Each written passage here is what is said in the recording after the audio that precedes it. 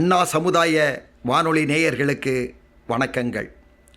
சிறுகதையும் சிந்தனையும் என்ற தலைப்பில் உங்களை சந்திப்பது சொல்வேந்தன் என்கிற டி.எம். செல்வக்கனி என்பவன் ஆவேன். அன்பு நேயர்களே, சிறுகதைகள் மனிதனை பக்குவப்படுத்தக்கூடிய நல்ல கருத்துக்களை கொண்டவைகளாக இருக்கின்றன. அருமை நேயர்களே, இன்றைய தினம் குருவும் சீடனும் என்ற ஒரு சின்ன கதையை சொல்ல நான் ஆசைப்படுகிறேன். ஒரு 10-15 வருஷத்துக்கு முன்னால் தொலைக்காட்சியில் ஒரு பேட்டி ஒன்று பார்த்தேன். ஒரு முதிர்ந்த ஒரு ஆசிரியை அந்த டிவிக்கு ஒரு பேட்டி கொடுத்துருந்தாங்க. அந்த பேட்டியினுடைய நிகழ்ச்சி, அந்த கருத்து என்னுடைய சிந்தனையை ரொம்ப ஆழமாக அதிகமாக தொட்டுச்சு. வேறு ஒன்றும் இல்லை, ஆசிரியர் பணி அறப்பணின்னு சொல்லுவாங்க. உயர்ந்த பணி தான்.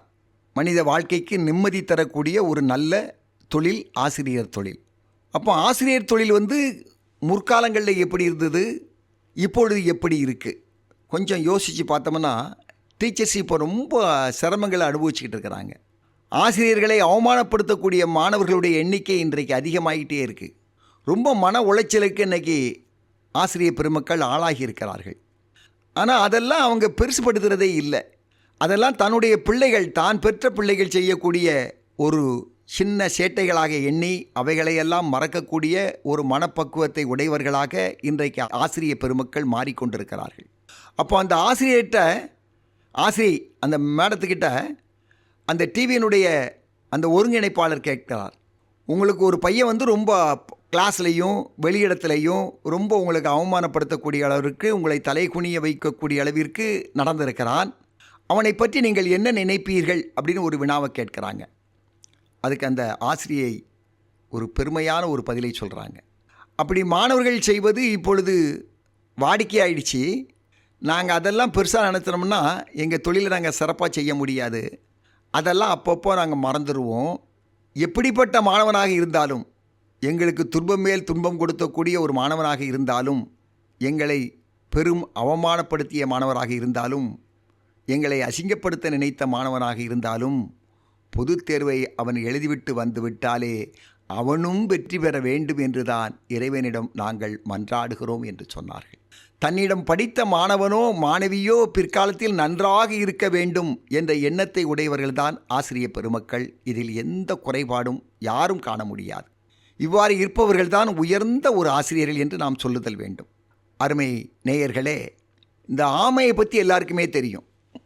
ஆமை என்ன பண்ணும்னா, அப்படி கடற்கரைக்கு அப்படி மேலே மணற்பரப்பில் தான் முட்டையை இடும். மணற்பரப்பில் ஆமை முட்டையிட்டுட்டு அது தண்ணிக்குள்ளே போயிடும். திரும்ப தான் முட்டையிட்ட இடத்துக்கு வராது. குறிப்பிட்ட அந்த காலம் முடிந்த உடனே இந்த ஆமை முட்டையிட்ட அந்த தாய் ஆமை தான் இட்ட முட்டைகளை நினைத்து பார்க்குமா. நினைத்து பார்த்த உடனேயே அந்த முட்டைகளெல்லாம் குஞ்சுகளாக பொரிந்து குஞ்சுகளாக வெளியிலே தண்ணீருக்குள் அவைகள் நீந்தி சென்று விடுமா. இறைவனுடைய படைப்பை பாருங்கள். இந்த ஆமை என்பது தான் இட்ட முட்டைகளை நினைத்து பார்த்த உடனேயே அந்த முட்டைகள் குஞ்சாவதைப் போல தன்னிடம் படித்த மாணவ மாணவிகள் உயர்ந்த நிலைக்கு வர வேண்டும் என்று இந்த ஆசிரியர்களெல்லாம் நல்ல மனதில் நினைத்து பார்த்தாலே போதுமாம். இந்த மாணவ மாணவிகளெல்லாம் ஒரு உயர்ந்த நிலைக்கு, இந்த சமுதாயத்திற்கு நல்லவைகளை செய்யக்கூடிய அளவிற்கு உயர்ந்த பண்பாடு உடையவர்களாக மாறுவார்கள் என்பதில் எந்த ஐயப்பாடும் இல்லை. இப்போ எல்லோருமே நம்ம தானத்தெல்லாம் நினச்சி பார்த்துருப்போம். தானங்கள் பல வகையாக இருக்கும். அன்னதானம், இரத்த தானம், நிதானம், இப்படி ஏகப்பட்ட தானங்கள் இருக்கிறது. தானத்தில் புதிதாக ஒரு தானத்தை உருவாக்கி கொடுத்தவரே சாமி ராமகிருஷ்ண பரமஹம்சர் தான். அது ஞான தானம் என்று சொல்வார்கள். இந்த ஞான தானத்தை யாருக்கு எப்பொழுது அவர் வழங்கினார்? தன்னிடம் உண்மையான விசுவாசமாக இருந்த சுவாமி விவேகானந்தருக்கு இந்த ஞான தானத்தை சுவாமி ராமகிருஷ்ண பரமஹம்சர் அவர்கள் வழங்குவார்கள். சாமி விவேகானந்தருடைய நெஞ்சை தன் கைகளால் தொட்டு, தன் கைகள் மூலமாகவே அவருடைய உள்ளத்திற்கு ஒரு ஞானத்தை வழங்கினார். இதுதான் உண்மை. அப்படியானால் நினைத்த உடனேயே நம்மை சார்ந்தவர்கள், நம்மோடு பழகியவர்கள், நம்மிடம் பயின்றவர்கள் உயர்ந்த நிலைக்கு வர வேண்டும் நினைக்கக்கூடிய அளவிற்கு ஒரு எண்ணம் இருக்கிறது. அதை போலவே தொட்டு தன்னுடைய உணர்வுகள் மூலமாக தன்னுடைய சீடனுக்கு ஒரு ஞானத்தையும் கற்பித்த பெருமையை இந்த வரலாறு நமக்கு சொல்லி தந்திருக்கிறது. எனவே மாணவர்களும் ஆசிரியர்கள் மெச்சக்கூடிய அளவிற்கு உயர்ந்த மாணவனாக நம்முடைய விவேகானந்தரைப் போல, சுவாமி விவேகானந்தர் அவர்கள் குருமேல் வைத்திருக்கக்கூடிய பாசத்தைப் போல மாணாக்கர்களும் சிறப்பாக இருத்தல் வேண்டும்.